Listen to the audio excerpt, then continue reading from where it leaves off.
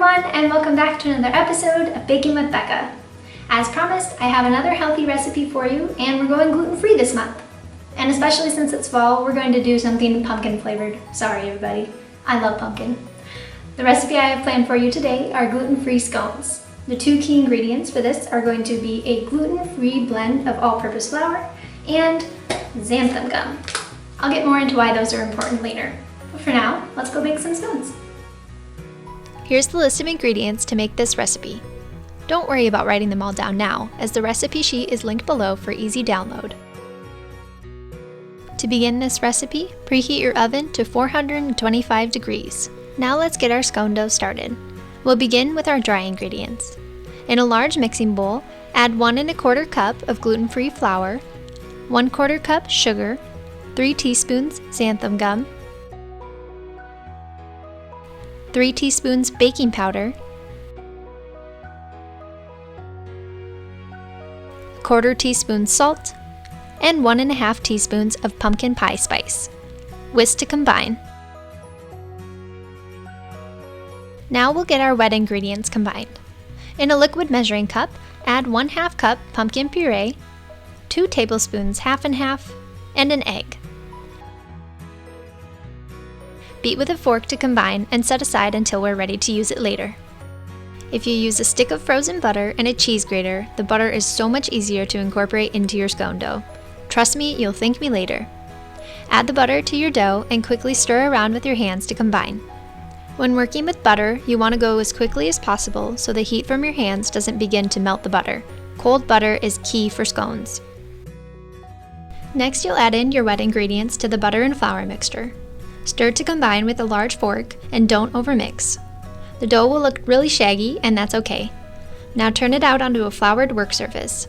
Before you start working with it, wash and dry your hands so that you're not working to shape the dough with gunk on them.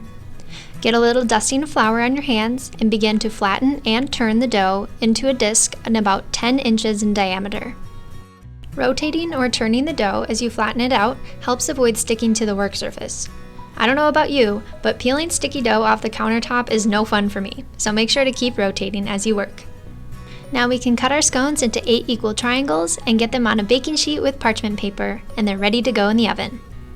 Bake for approximately 14 to 16 minutes until they are light brown in color.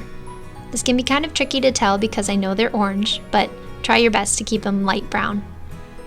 While our scones are baking, let's make our glaze. In a medium-sized mixing bowl, add 1/2 cup powdered sugar, 3 teaspoons half and half, a 1/2 teaspoon of ground cinnamon, and a 1/4 teaspoon of pumpkin pie spice. Now whisk all that together until smooth and set it aside until we're ready for our scones. When your scones are done baking, set the tray on a wire rack to cool for 5 minutes. Then move scones off the baking tray so that they don't get a soggy bottom. Allow to cool for another 15 minutes on the wire rack, then we can add our glaze and enjoy. Before we take a bite, let's talk a bit about gluten-free baking. Historically, baked goods have revolved around wheat, which contains gluten. Gluten is a protein molecule that is found in wheat and in some other grains such as barley, semolina, durum, spelt, rye, and more. The gluten protein molecule affects certain people with a condition called celiac disease, as well as other conditions that range from gluten sensitivity to gluten intolerance. There are other reasons why someone might choose to go gluten-free.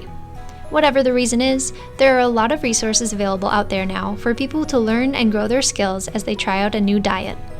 One is the Gwinnett County Public Library's collection of cookbooks and magazines.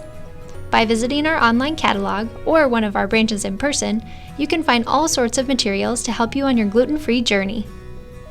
Like with any recipes that require a food ingredient substitution, subbing in gluten-free flours for a recipe that calls for wheat flour will never taste exactly the same as it did before, but that's not always a bad thing. Many of the gluten-free flours have different flavor profiles. Some are naturally sweet, some are nutty, and others have a strong flavor. When you're just getting started baking gluten-free, try as many different ones as you can and keep notes about which flours you like and which you don't. Gluten-free baking has come a long way, so now you have gluten-free flour blends that can easily replace all-purpose flour in a 1-to-1 ratio like we did in this recipe, making it much easier to start off with gluten-free baking. Another ingredient that is commonly used in gluten-free baking that we added to our scones today is xanthan gum, which helps provide elasticity and stickiness to a dough or batter. Since there is no gluten present, we need something that acts as a binding agent for the other flour, something that holds on to some moisture, and gives the baked good some structure. I think it did a great job of doing just that for these scones. Welcome back, everybody! Now that our scones are all cooled and glazed, we're ready to take a bite. I don't know about you, but I'm pretty excited about this one.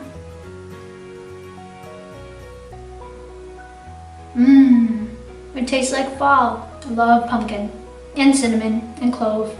Pumpkin pie spice is the best. So because these are a gluten-free blend of flour, it does have a little bit spongier of a texture, whereas scones normally you want to be a little bit more crumbly in your mouth. These still taste really, really great, but it's not all the same as a normal scone. A great option for if you need a gluten-free diet, and I definitely recommend giving these a try.